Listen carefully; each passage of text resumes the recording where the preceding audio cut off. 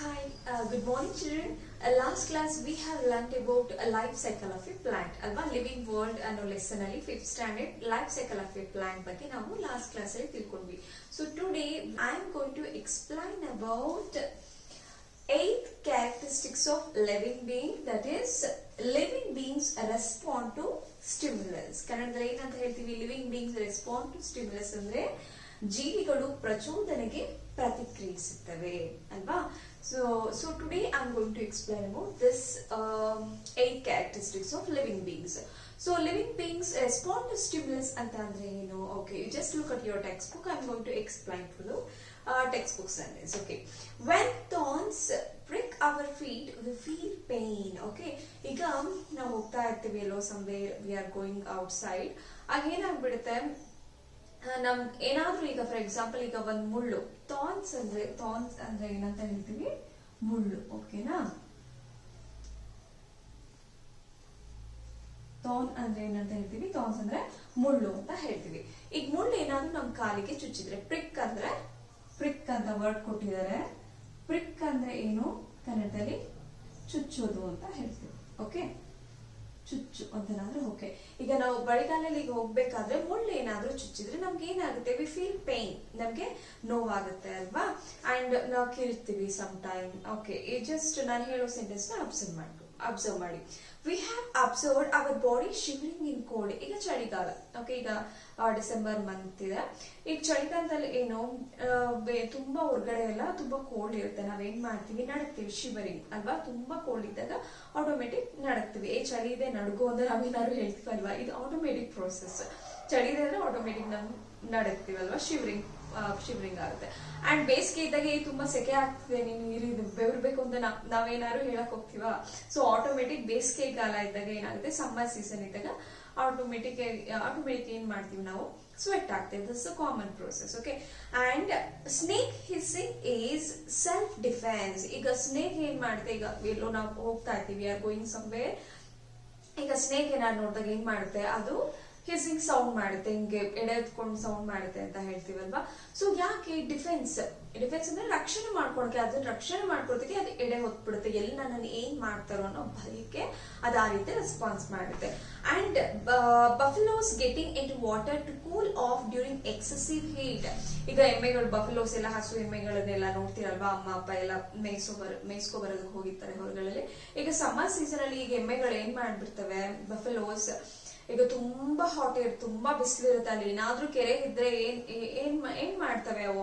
ಹೋಗ್ಬಿಟ್ಟು ಆ ಕೆರೆ ಒಳಗಡೆ ಗೊಜ್ಜೇನಾದ್ರೂ ಏನಾದ್ರು ಚೆನ್ನಾಗಿ ಉಳ್ಳಾಡ್ಬಿಡ್ತವೆ. ಎಮ್ಮೆ ಉಳ್ಳಾಡ್ತಿರಲ್ಲ ಅಂತ ನಾವು ಬೈತೀವಿ ಅಲ್ವಾ. ಸೊ ಸಮ್ಮರ್ ಸೀಸನ್ ಅಲ್ಲಿ ಏನ್ ಮಾಡ್ತವೆ? ಬಫೆಲೋಸ್ ಎಮ್ಮೆಗಳೆಲ್ಲ ಹೋಗ್ಬಿಟ್ಟು ಆ ಹೀಟ್ ನ ತಡ್ಕೊಳಕ್ ಆಗ್ದಲೆ ಏನ್ ಮಾಡ್ಬಿಡ್ತವೆ? ಹೋಗ್ಬಿಟ್ಟು ಅವು ಹಳ್ಳಗಳು ಏನಿರುತ್ತೆ ಕೆರೆ ಅದ್ರ ಬಿದ್ದು ಚೆನ್ನಾಗಿ ಉಳ್ಳಾಡ್ಬಿಡ್ತವೆ. That is the example. Just observe, I tell you some.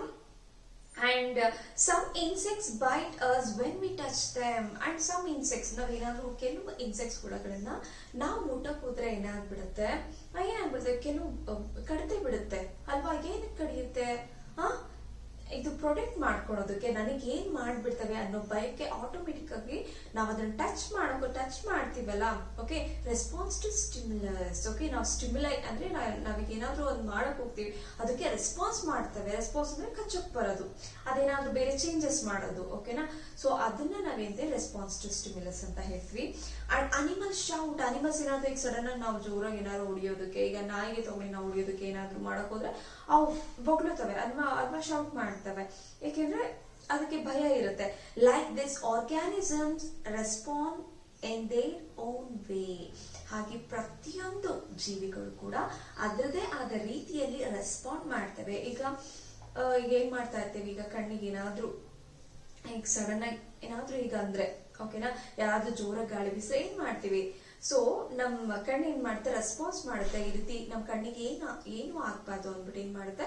Close ಮಾಡುತ್ತೆ ಅಲ್ವಾ. ಈ ಕ್ಲೋಸಿಂಗ್ ಇರುತ್ತಲ್ಲ, ನಾನು ಏನ್ ಮಾಡ್ತೀನಿ ಈ ರೀತಿ ಮಾಡುತ್ತೆ, ಅದು ಸ್ಟಿಮ್ಯುಲಸ್ ಅಂತ ಹೇಳ್ತೀವಿ, ಸ್ಟಿಮ್ಯುಲೈ ಅಂತ ಹೇಳ್ತೀವಿ. ಓಕೆನಾ? ಬಟ್ ನಮ್ ಕಣ್ಣು ಏನ್ ಮಾಡುತ್ತೆ? ಕ್ಲೋಸ್ ಮಾಡುತ್ತೆ. This is respond. ಏನ್ ಮಾಡುತ್ತೆ, ನನ್ಗೆ ಏನ್ ಕಣ್ಣಿಗೆ ಏನೂ ಆಗ್ಬಾರ್ದು ಅಂತ ರೆಪ್ಪೆ ಕ್ಲೋಸ್ ಮಾಡ್ಕೊಬಿಡುತ್ತೆ, ರೆಸ್ಪಾಂಡ್ ಅಂತ ಹೇಳ್ತೀವಿ. ನಾನೀಗ ಒಂದು ಸ್ಟೂಡೆಂಟ್ಸಿಗೆ ಈಗ ಏನೋ ತಪ್ಪು ಮಾಡ್ತಿರ್ತಾರೆ, ನಾನು ಹೊಡಿಯಕ್ ಹೋಗ್ಬಿಡ್ತೇನೆ, ಓಕೆನಾ. ಸೊ ಹೊಡಿಯಕ್ ಹೋದಾಗ ಏನ್ ಮಾಡ್ತಾರೆ ಸ್ಟೂಡೆಂಟ್ಸ್, ಮ್ಯಾಮ್ ಹೊಡಿರಿ ಅಂತ ಕೈ ಇಟ್ಕೊಳ್ತಾರೆ, ಇಲ್ಲ ನನ್ನ ಸ್ಟೂಡೆಂಟ್ಸ್ ಅಂತ ನಿಜವಾಗ್ಲೂ ಕೈ ಇಡಲ್ಲ, ಮ್ಯಾಮ್ ಮ್ಯಾಮ್ ಮ್ಯಾಮ್ ಅಂತ ಹಿಂದಕ್ಕೆ ಹೋಗ್ಬಿಡ್ತಾರೆ.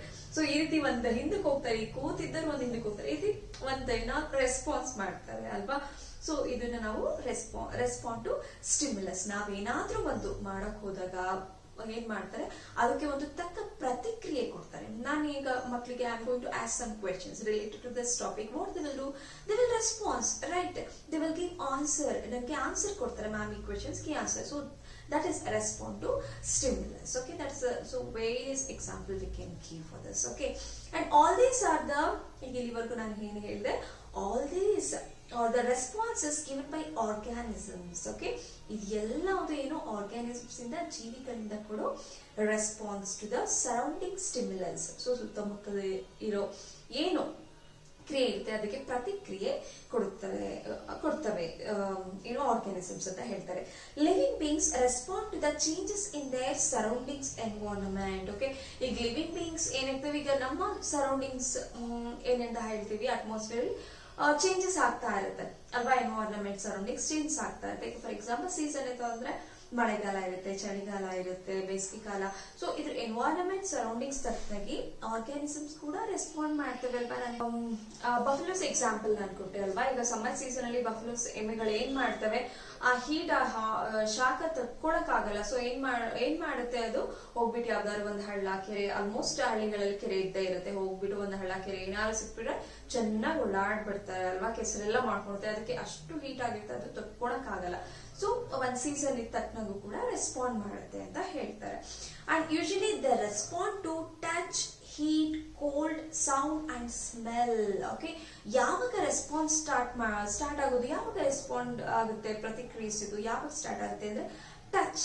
ಈಗ ಟಚ್ ಮಾಡಿದ್ರು ಕೂಡ ರೆಸ್ಪಾಂಡ್ ಆಗುತ್ತೆ. ಈಗ ನಾನು ಸ್ಟೂಡೆಂಟ್ಸ್ ನ ಈಗ ಟಚ್ ಮಾಡ್ತೇನೆ, ಓಕೆ, ಅವ್ನು ಆ ಕಡೆ ತಿರುಗಿರ್ತಾನೆ, ಅಲ್ಲೇನೋ ನೋಡ್ತಿರ್ತಾನೆ, ನಾನು ಟಚ್ ಮಾಡಿದ ತಕ್ಷಣ ನನ್ನ ಸ್ಟೂಡೆಂಟ್ ಹಿಂದೆ ತಿರುಗ್ತಾರೆ, ಯಾರೋ ನನ್ನನ್ನ ಟಚ್ ಮಾಡಿದ್ರು ಏನೋ ಮಾತಾಡೋದಕ್ಕೆ ಅಂದ್ರೆ ಬಟ್ ಅಂತ they will turn towards me ಅಲ್ವಾ. ಸೊ ಅದು ರೆಸ್ಪಾಂಡ್ ಅಂತ ಹೇಳ್ತೀವಿ. ಅಂಡ್ ಏನಾದ್ರೂ ಈಗ ಹಾಟ್ ಥಿಂಗ್ಸ್, ಓಕೆ, ಹೀಟ್ ಅಂತ ಹೇಳ್ತಾರೆ. ಈಗ ಏನೋ ಒಂದು ಹಾಲು ಕಾಫಿ ಏನೋ ಬಿಸಿ ಇದೆ, ನಾವು ಟಚ್ ಮಾಡಿದ ತಕ್ಷಣ ಏನ್ ಮಾಡ್ತೀವಿ, when you are going to touch hot things, what will happen, ನೀವು ಹಾಟ್ ಥಿಂಗ್ಸ್ ತುಂಬಾ ಸುತ್ತಾ ಇದೆ, ಕಾಫಿ ಅಂದ್ರೆ ನೀವು ಹಾಗೆ ಟಚ್ ಮಾಡ್ಕೊಂಡಿರ್ತೀರಾ, ನೋ, ಪಟ್ ಅಂತ ನಮ್ಗೆ ಗೊತ್ತಿಲ್ದಂಗೆ ನಮ್ ಕೈ ಪಟ್ ಅಂತ ಹಿಂದಕ್ಕೆ ತಕ್ಕೋಬಿಡ್ತೀವಿ ಅಲ್ವಾ. ಸೊ ದಟ್ ಇಸ್ ರೆಸ್ಪಾಂಡ್ ಮಾಡ್ತಾ ಇದೀವಿ. ಈಗ ಕಾಫಿ ಬಿಸಿ ಆಗಿರೋದು ಓಕೆ, ದಟ್ ಇಸ್ ಸ್ಟಿಮ್ಯುಲೈ ಅಂತ ಹೇಳಿದ್ರೆ, ಈಗ ನೀವು ಟಚ್ ಮಾಡ್ತೀರಾ, ಈಗ ಹಾಟ್ ಕಾಫಿ ಅದು ಸ್ಟಿಮ್ಯುಲೈ ಅಂತ ಹೇಳಿದ್ರೆ ನೀವು ಪಟ್ ಅಂತ ಹಿಂದಕ್ಕೆ ತಕ್ಕೊಂತೀರಲ್ವಾ, you will take it back. So that is respond ಅಂತ ಹೇಳ್ತೀವಿ. ಒಂದು ಹೀಟ್ ಆಗಿರ್ಬೋದು ಅಂಡ್ ಟಚ್ ಆಗಿರ್ಬೋದು. ಅಂಡ್ ಕೋಲ್ಡ್, ಈಗ ಫಾರ್ ಎಕ್ಸಾಂಪಲ್ ಈಗ ನಾವೇನ್ ಮಾಡ್ತೀವಿ, ಈಗ ಕೋಲ್ಡ್ ಅಂದ್ರೆ ಐಸ್ ಕ್ಯೂಬ್ ತುಂಬಾ ಕೋಲ್ಡ್ ಇರುತ್ತೆ ಅಲ್ವಾ, ನಾವು ತುಂಬಾ ಹೊತ್ತು ಕೈಲಿ ಇಟ್ಕೊಳಕ್ ಆಗುತ್ತಾ, ಇಲ್ಲ ಅಲ್ವಾ. ಸೊ ನೀವು ಟಚ್ ಮಾಡ್ತಿರೋ ತುಂಬಾ ಕೋಲ್ಡ್ ಆದ ತಕ್ಷಣ you will take back your hand ಅಲ್ವಾ. So that is respond. Okay, and usually the respond to touch, heat, cold, sound and smell. ಈಗ ಸೌಂಡ್, ಈ ಗಣಪತಿ ಎಲ್ಲ ನಾವು ಬಿಡ್ಬೇಕಾದ್ರೆ ಏನಾಗ್ಬಿಡುತ್ತೆ, ತುಂಬಾ ಸೌಂಡ್ ಇರುತ್ತೆ, ನಮಗೆ ಒಂದ್ ಸ್ವಲ್ಪ ಹೊತ್ತು ಕೇಳ್ತೀವಿ, ಆಮೇಲೆ ತುಂಬಾ ಹೊತ್ತು ಆದ್ಮೇಲೆ ಆ ಸೌಂಡ್ ಕೇಳಕ್ ಆಗಲ್ಲ. ಸೊ ಏನ್ ಮಾಡ್ತೀವಿ, ನಾವು ಕಿವಿ ಮುಚ್ಕೊಂತೀವಿ ಅಲ್ವಾ. So that is respond. Okay, and smell. ಈಗ ಸ್ಮೆಲ್ ಕೆಲವರಿಗೆ ಇಷ್ಟ ಆಗಲ್ಲ ಅಲ್ವಾ. ಏನೋ ಈಗ ಫಾರ್ ಎಕ್ಸಾಂಪಲ್ ಈಗ ಅಮ್ಮ ಏನಾದ್ರೂ ಅಡ್ಗೆ ಮಾಡ್ತಿರ್ತಾರೆ ಕಿಚನ್ ಅಲ್ಲಿ, ಕೆಲವ್ರಿಗೆ ಏನಾಗುತ್ತೆ ರ್ಯಾಡಿಶ್ ಸ್ಮೆಲ್ ಇಷ್ಟ. ಈಗ ಮೂಲಂಗಿದು ಅದ್ ಬೇಯಿಸಿದಾಗ ಸ್ವಲ್ಪ ಸ್ಮೆಲ್ ಬರುತ್ತೆ ಅಲ್ವಾ. ಸೊ ಕೆಲವರಿಗೆ ಅದು ಇಷ್ಟ ಆಗಲ್ಲ smell, they will close their nose ಅಲ್ವಾ. So that is also what respond to stimulus and that is also we can give best example for that. Okay, they have special organs for this. So hige response to stimulus ge ಪ್ರಚೋದನೆಗೆ ಪ್ರತಿಕ್ರಿಯೆಗೆ ಇನ್ನು ಒಂದು ಅದಕ್ಕೆ ಆದಂತಹ ಒಂದು special organs ಇರುತ್ತೆ. ಓಕೆನಾ, ಈಗ smell ಇಂದ ಹೇಳ್ತೀವಿ, ಅದು ಸ್ಪೆಷಲ್ ಆರ್ಗನ್ಸ್ ಅಂತ ಹೇಳ್ತೀವಿ. ಓಕೆನಾ, ಅಂಡ್ ಟಚ್, ಸ್ಕಿನ್ ಅಲ್ವಾ. ಸೊ ಈ ರೀತಿ ಒಂದು ಅದಕ್ಕೆ ಆದಂತಹ ಏನು ದೇ ಹ್ಯಾವ್ ಸ್ಪೆಷಲ್ ಆರ್ಗನ್ಸ್. ಪ್ರತಿಯೊಂದಕ್ಕೂ ಏನು ಆರ್ಗ್ಯಾನಿಸಮ್ಸ್ಗೂ ಸ್ಪೆಷಲ್ ಆರ್ಗನ್ ಇರುತ್ತೆ ಅಂತ ಹೇಳ್ತೀವಿ. Okay, and next observe the pictures. Okay, ನಿಮ್ ಟೆಕ್ಸ್ಟ್ ಬುಕ್ ಅಲ್ಲಿ ಪಿಕ್ಚರ್ಸ್ ಕೊಟ್ಟಿದ್ದಾರೆ. ಅಂಡ್ ಒಂದ್ ಪ್ಲಾಂಟ್ ಕೂಡ ನಾವು ಹೇಳ್ಬೋದು, ನೀವು your surroundings you have already seen. Okay, touch me not plant. Okay, ಯಾವ ಬೆಸ್ಟ್ ಎಕ್ಸಾಂಪಲ್ ಕೊಡ್ಬೋದು ಅಂದ್ರೆ ನೋಡಿ, touch me not. Touch me not ಅಂದ್ರೆ ಕನ್ನಡದಲ್ಲಿ ಏನಂತ ಹೇಳ್ತೀವಿ, ಯಾವ ಸಸ್ಯ ಅಂತ ಹೇಳ್ತೀವಿ, ಮುಟ್ಟಿದರೆ ಮುನಿ ಸೊಪ್ಪು ಅಂತ ಹೇಳ್ತೀವಿ. ಅದು ನಾವು ಬೈತೀವಲ್ವಾ, usually some time we will scold, ಮುಟ್ಟಿದ್ರೆ ಮುನಿ ತರ ಹಾಡ್ತೀಯಲ್ಲ, ಒಂದ್ ಸ್ವಲ್ಪ ಏನಾದ್ರು ಅಂದ್ರೆ ಸಾಕು, ಕೆಲವರು ತುಂಬಾ ಸಿಟ್ ಮಾಡ್ಕೊಬಿಡ್ತಾರೆ, ಕೋಪ ಮಾಡ್ಕೊಂತಾರೆ, ರೆಸ್ಪಾಂಡ್ ಮಾಡ್ತಾರೆ. ಸೊ ಅದೇ ರೀತಿ ಮುಟ್ಟಿದ್ರೆ ಮುನಿ ಸೊಪ್ಪುಗೆ ಅದನ್ನ ಕೆಲವು ಸಿಚುವೇಶನ್ಸ್ ನಾವು ಕಂಪೇರ್ ಮಾಡ್ತೀವಿ ಅಲ್ವಾ.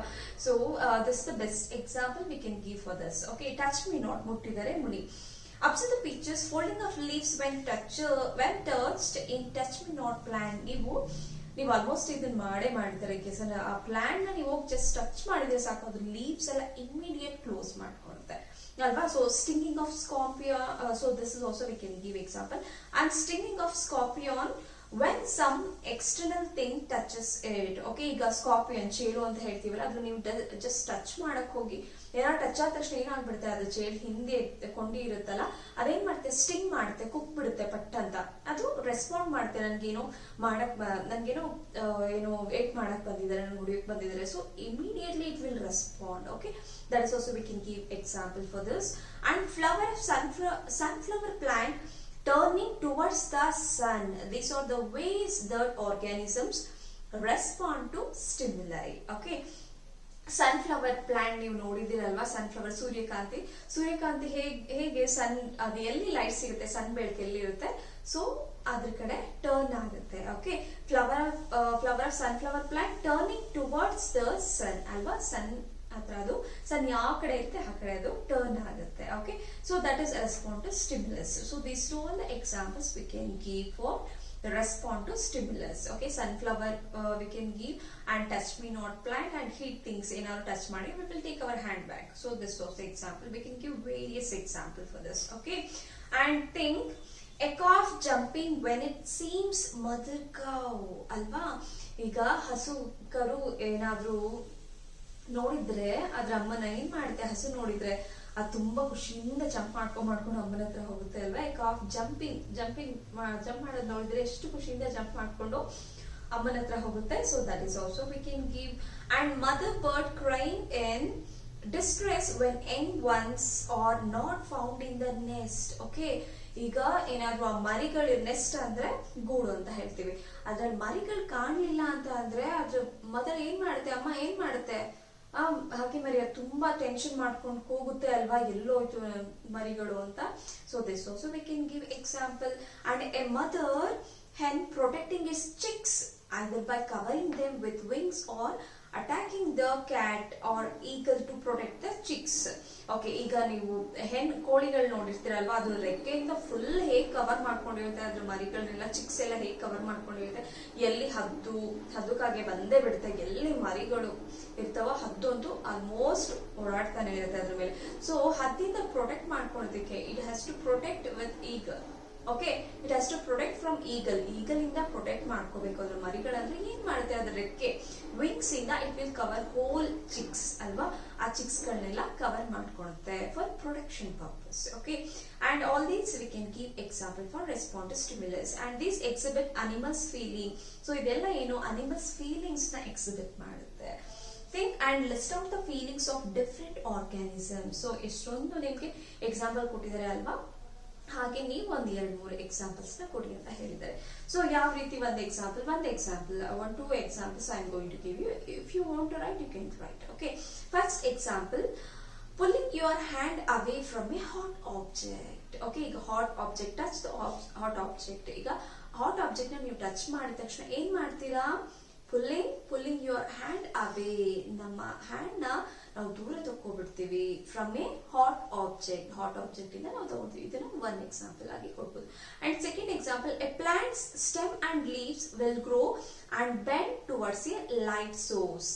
ಈಗ ಪ್ಲಾಂಟ್ ಲೀಫ್ ಸ್ಟೆಮ್ ಇರುತ್ತಲ್ಲ, ಏನ್ ಮಾಡ್ತೀವಿ, ಈಗ ವಿಂಡೋ ಸೈಡ್ ನೀವು ಇಟ್ಟಿರ್ತಾರೆ ಏನಾದ್ರು ಒಂದು ಪ್ಲಾಂಟ್ ಅಂದ್ರೆ it will bend towards A light source, ಅಂದ್ರೆ ಎಲ್ಲಿ ಬೆಳಕು ಬರುತ್ತೆ ಅಲ್ಲಿಗೆ ಬೆಂಡ್ ಆಗುತ್ತೆ, ಆ ಸೈಡ್ ಬೆಂಡ್ ಆಗುತ್ತೆ. ಕೆಲವು ಪ್ಲಾಂಟ್ಸ್ ಗಳನ್ನ ನೋಡಿ ತುಂಬಾ ಡಾರ್ಕ್ ರೂಮ್ ಅಲ್ಲಿ ಇಟ್ಬಿಟ್ಟು ಒಂದ್ ಕಡೆ ಬೆಳಕು ಬರ್ತಾ ಇದೆ ಅಂದ್ರೆ it will bend towards light source. Okay, that is respond to stimulus. Okay, light ಬರ್ತಾ ಇದೆ, ಸೊ ಲೈಟ್ ಈ ರೈಟ್ ಸೈಡ್ ಬರ್ತಾ ಇದೆ ಅಂದ್ರೆ that is stimuli. It will okay, and this is it will bend towards the light right side ಬರ್ತಾ ಇದೆ ಅಂದ್ರೆ ಆ ರೈಟ್ ಸೈಡ್ ಗೆ ಪ್ಲಾಂಟ್ ಬೆಂಡ್ ಆಗುತ್ತೆ. ಸೊ ಬೆಂಡ್ ಆಗುತ್ತಲ್ಲ ಪ್ಲಾಂಟ್ ರೈಟ್ ಸೈಡ್ಗೆ, that is respond. Okay, so these are all the examples we can give. Second point, a plant's stem and leaves will grow and bend towards a light source. This is the second example we can write there. Okay, so till here we have learnt about living beings response to stimuli. 8 characteristics ವರ್ಗು ನಾವು ಏನ್ ಮಾಡಿದ್ವಿ, study ಮಾಡಿದ್ವಿ. ಓಕೆನಾ? So next class I am going to explain about 9 characteristics that is living beings have life span. Okay, ಜೀವಿಗಳು ಜೀವಿತಾವಧಿಯನ್ನು ಹೊಂದಿದೆ. Okay, 9 characteristics ನ ನಾನು ನಾಳೆ ಎಕ್ಸ್ಪ್ಲೈನ್ ಮಾಡ್ತೀನಿ. ಈಗ ಎಲ್ಲರಿಗೂ ಒಂದು ಲೈಫ್ ಸ್ಪ್ಯಾನ್ ಇರುತ್ತೆ ಅಲ್ವಾ, ಒಂದು ಜೀವಿತಾವಧಿ ಇದಿರುತ್ತೆ. ಈಗ ಮನುಷ್ಯರಿಗಾದ್ರೆ ನಮ್ಗಳಿಗೆ ಆಗ ಏನು 100 ವರ್ಷದವರೆಗೂ ಇತ್ತು ಹಿಂದೆ ಅಂತ, ಬಟ್ ಈಗ 100 ವರ್ಷದವರೆಗೂ ಲೈಫ್ ಸ್ಪ್ಯಾನ್ ಇಲ್ಲ. ನಮ್ದು ಎಲ್ಲದು ಏನ್ ಲೈಫ್ ಸ್ಟೈಲ್ ಎಲ್ಲ ಚೇಂಜ್ ಆಗಿದೆ. ಅಂಡ್ ನಾವೇನ್ ಹೇಳ್ತೀವಿ, ಈಗ ಅರೌಂಡ್ 6 to 70 years ಬದುಕಿದ್ರೆ ಮ್ಯಾಕ್ಸಿಮಮ್ ಒಂದು ಲೈಫ್ ಸ್ಪ್ಯಾನ್ ಇರ್ತದೆ, ಒಂದು ಜೀವಿತಾವಧಿ ಇದೆ ಅಂತ ಹೇಳ್ತೀವಲ್ವಾ, ಅದೇ ರೀತಿ.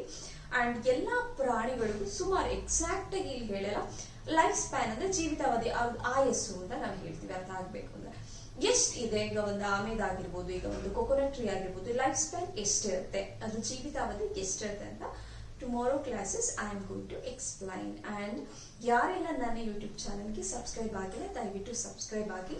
ಅಂಡ್ ನನ್ನ ಎಲ್ಲ ಏನು ಸ್ಟಡಿ ರಿಲೇಟೆಡ್ ವಿಡಿಯೋಸ್ ಎಲ್ಲ ನನ್ನ ಯೂಟ್ಯೂಬ್ ಚಾನಲ್ ಪ್ಲೇ ಲಿಸ್ಟ್ ಅಂತ ಒಂದು ಆಪ್ಷನ್ ಇದೆ, ಅದರಲ್ಲಿ ನಾನು ಅಪ್ಲೋಡ್ ಮಾಡಿದ್ದೀನಿ. Okay, you just go and check it in playlist. Okay, thank you children.